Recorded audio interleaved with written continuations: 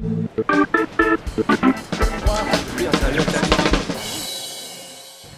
matin à Beaucerville, les jeunes ne partent pas à la découverte d'une autre culture ou d'un autre pays, mais bien de leur région. Et ça commence en marchant, direction Saint-Nicolas-de-Port.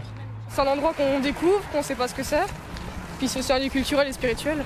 Ça me fait sortir de l'Alsace d'où je viens, donc c'est intéressant de découvrir. Après 2 heures de marche, la basilique Saint-Nicolas se dessine à l'horizon. Ce chef-d'œuvre d'art gothique flamboyant abrite dans son trésor une relique de Saint-Nicolas, patron de la Lorraine. Alors, le temps d'une visite, les jeunes découvrent ou redécouvrent ce saint qui vient tout droit de la Turquie.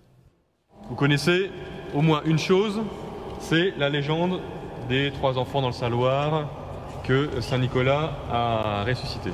Justement, ils le connaissent très bien, mais ils ne connaissent que par la lorgnette qui est celle du folklore.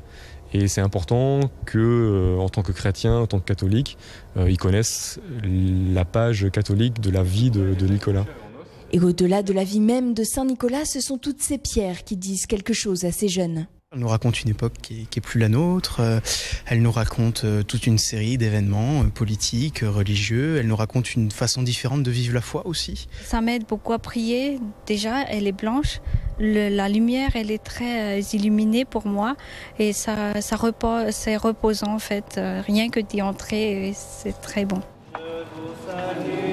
Une démarche culturelle mais aussi spirituelle pour tous ces jeunes pèlerins en ce 2e jour de JMJ.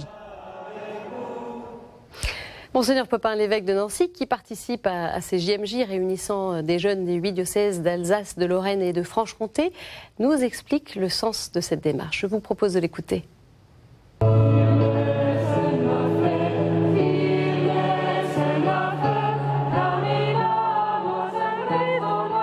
Les jeunes sont attachés à la figure du pape, mais ils ne font pas d'idolâtrie.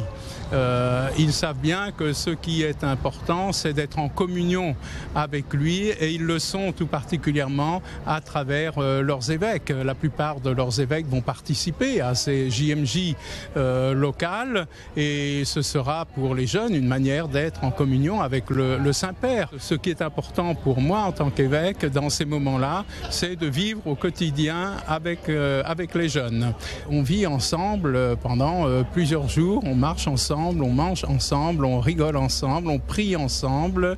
Et puis voilà, c'est très important pour un évêque, et je pense que c'est important aussi pour les jeunes d'avoir ce contact simple avec leur évêque.